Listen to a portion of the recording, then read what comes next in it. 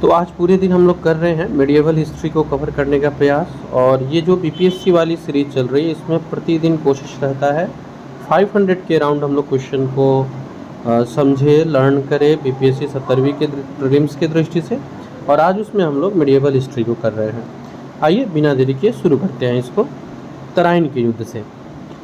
यहीं से medieval history का आप प्रारंभ कर सकते हैं। तराइन का युद्ध होता है मोहम्मद गोरी और पृथ्वीराज चौहान के बीच 1191 में।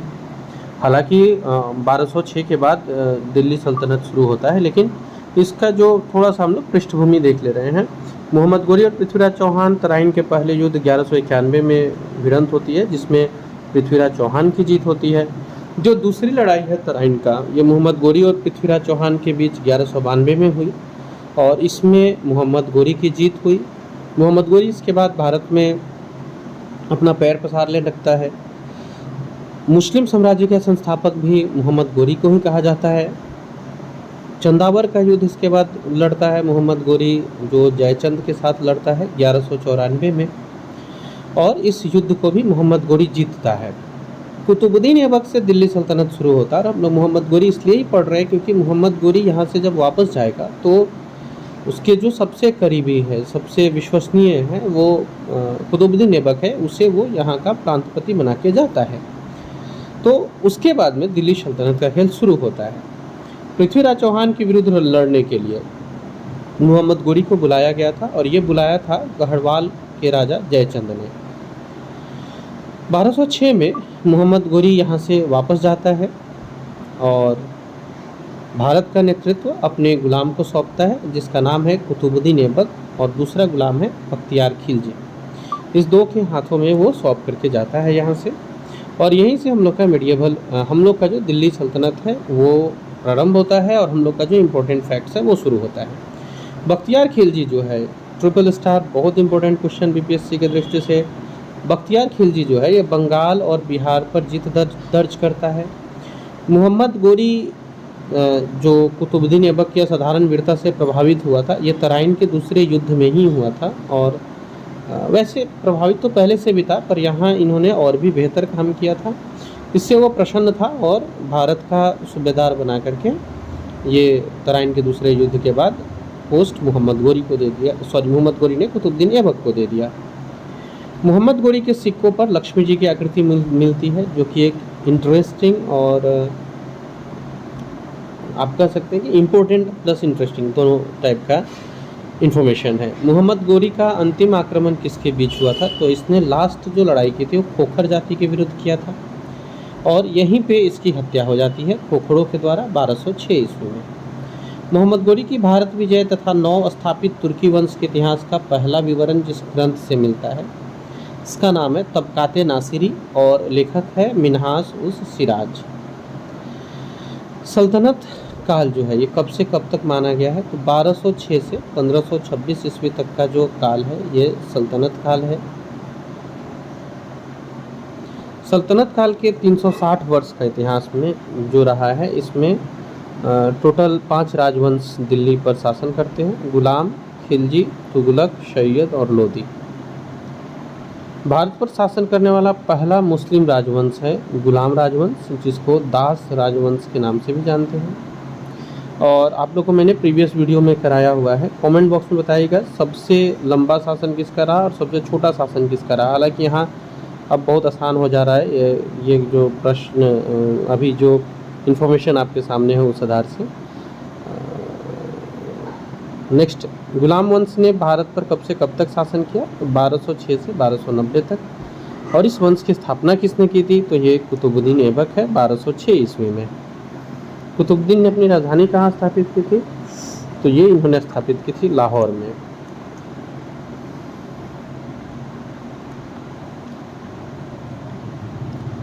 दिल्ली में कुतुब मीनार का निर्माण कार्य शुरू किसने कराया था? तो ये कुतुबुद्दीन ऐबक ने शुरू कराया और इसे पूरा करने का जो काम है ये किया था इल्तुतमिश ने, इसे कंप्लीट किया था।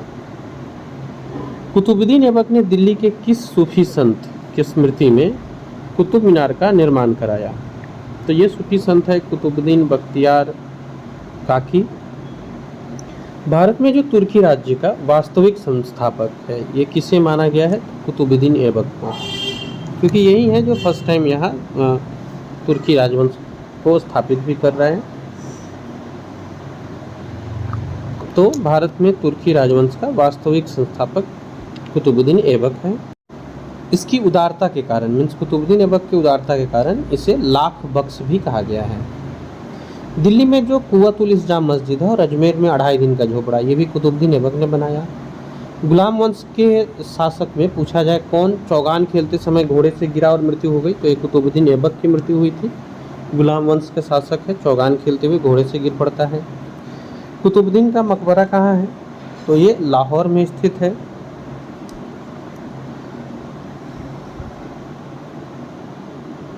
उस समय जो कुतुबुद्दीन ऐबक के समय राजधानी है वो भी लाहौर ही है। कुतुबुद्दीन ऐबक की मृत्यु के बाद गुलाम वंश का अगला उत्तराधिकारी कौन था, तो बहुत छोटे समय के लिए आराम शाह बना था। ये अयोग्य था, इसे हटा करके और फिर गुलाम वंश का जो सत्ता है वो इल्तुतमिश के हाथ में दिया गया। इल्तुतमिश जो है वो कुतुबुद्दीन ऐबक का गुलाम भी है और दामाद भी है। कुतुबुद्दीन ऐबक का दामाद भी इल्तुतमिश ही है।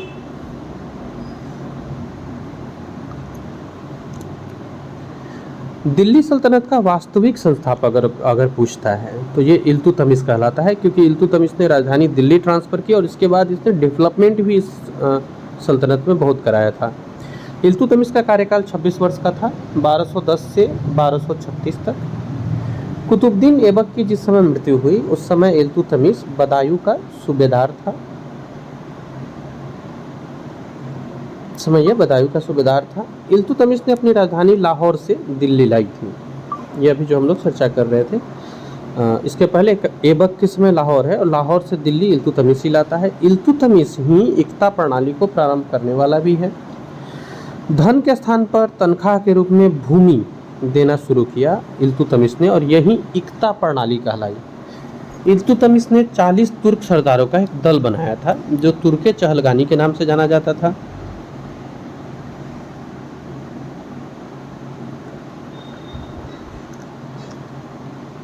ये बहुत इम्पोर्टेंट है, आगे इसको बलबन नष्ट करता है, हम लोग आगे देखेंगे। तो इल्तुतमिश के कार्यकाल में ये सब काम हो रहे हैं। मैं एक सीक्वेंस वाइज आपको करा रहा हूँ ताकि आपके समझ में भी आ जाए और आपको ज़्यादा प्रॉब्लम नहीं रहे। चीज़ें हिस्ट्री की जो है वो क्रोनोलॉजिकली ही ज़्यादा बेहतर समझ में आती है। तो ऐसे किसी कंटेंट से बचने का कोशिश कीजिएगा जो स्किप करके इधर उधर जा रहा हो। इल्तुतमिश को भारत में गुंबद निर्माण का पिता भी कहा जाता है। चांदी का टंका और तांबे का जीतल, इसका प्रचलन इल्तुतमिश ने ही कराया। कुतुब मीनार का निर्माण इल्तुतमिश ही पूरा कराता है। सबसे पहले जो शुद्ध अरबी के सिक्के हैं ये इल्तुतमिश ही जारी करता है। इल्तुतमिश तुर्किस्तान के किस कबीले से जुड़ा हुआ है, तो इल्बरी तुर्क है वहाँ एक कबीला, उसी कबीला से जुड़ा हुआ है इल्तुतमिश। इल्तुतमिश ने किससे सुल्तान पद की वैधानिक स्वीकृति प्राप्त की, तो ये बगदाद के खलीफा से 1229 में। अपने मृत्यु तक यानी 1236 ईस्वी तक ये गद्दी पर बैठा रहता है। 1236 में इसकी मृत्यु होती है। चंगेज खां के अधीन मंगोलों ने किसके शासनकाल में भारत पर आक्रमण किया था, तो ये इल्तुतमिश के शासनकाल में हुआ था। इल्तुतमिश के बाद गुलाम वंश का अगला शासक बना रुकनुद्दीन फिरोज, जो कि ये भी बहुत शॉर्ट टर्म के लिए है, जबकि अयोग्य होने के कारण इसको हटा करके रजिया सुल्तान 1236 ईस्वी में गद्दी धारण करती है। दिल्ली की पहली और अंतिम मुस्लिम महिला शासिका रजिया सुल्तान ही है और इवन इनका महिला होना ही इनके सत्ता से दूर करने या इनके मृत्यु का रीजन कह सकते हैं आप, इनका महिला होना ही था। इन्होंने पर्दा प्रथा का विरोध किया था और खुद पुरुषों की तरह पोशाक पहनकर दरबार में आती थी। तो ये रजिया सुल्तान पहली आपको और अंतिम मुस्लिम महिला शासक रही है दिल्ली सल्तनत में। रजिया सुल्तान ने पर्दा प्रथा का विरोध किया था, पुरुषों की भांति पोशाक भी पहन करके ही आती थी।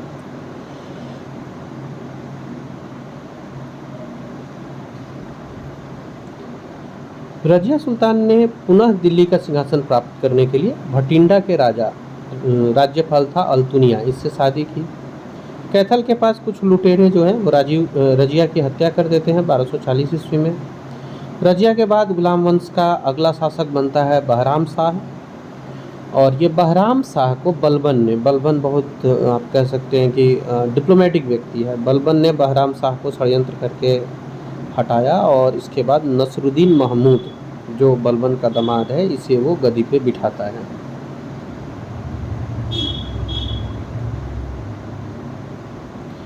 गुलाम वंश का सुल्तान जो टोपी सीकर जीवन व्यतीत करता है और इसके लिए जाना जाता है नसरुद्दीन महमूद ही है। नसरुद्दीन महमूद के बाद दिल्ली का अगला शासक बनता है बलबन और ये गयासुद्दीन बलबन के नाम से दिल्ली की गद्दी पर बैठता है।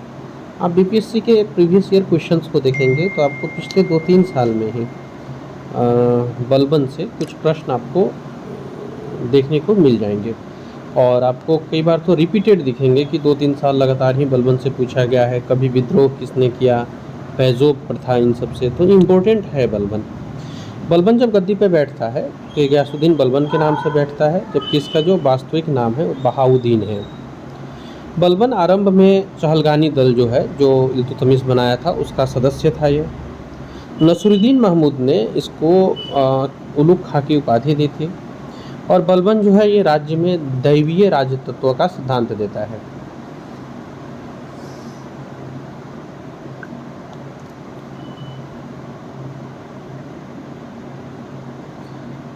बलबन दैवीय राजतत्व का सिद्धांत देता है और जिले इलाही अर्थात ईश्वर की छाया अपने आप को बताता है।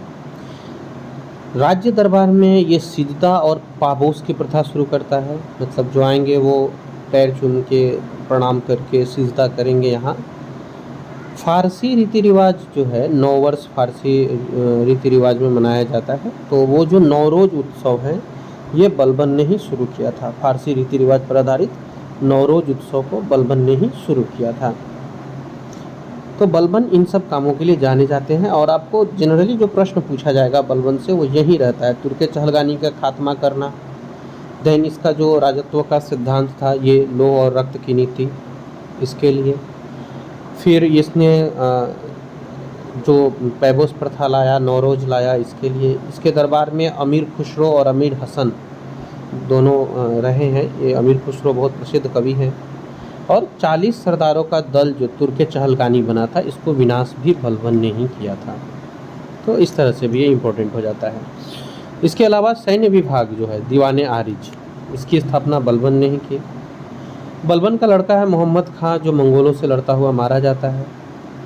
मंगोलों ने किसके नेतृत्व में बलबन के साम्राज्य पर आक्रमण किया था? तो तैमूर खां के नेतृत्व में आक्रमण किया था और बलबन की जो मृत्यु है वो 1286 ईस्वी में होती है। हम आज पूरे दिन आपसे मेडिएवल हिस्ट्री का चर्चा कर रहे हैं। कल हम लोग का नेक्स्ट टॉपिक रहेगा। आप एक दिन में एक पूरे चैप्टर्स को भी आप एक सब्जेक्ट्स को भी हमारे साथ रिवीजन करते चल रहे हैं। चैनल को सब्सक्राइब करना मत भूलिएगा अगर पहली बार आए हैं तो, और ऐसे लोगों के साथ शेयर भी ज़रूर कर दीजिएगा। गुलाम वंश का जो अंतिम शासक है वो कैमूर्स है और इसकी हत्या करके जलालुद्दीन फिरोज खिलजी गद्दी पर बैठता है। यहाँ से हम लोग खिलजी वंश वाले वीडियो में इसको कवर करेंगे। मिलते हैं उस इम्पोर्टेंट वीडियो में।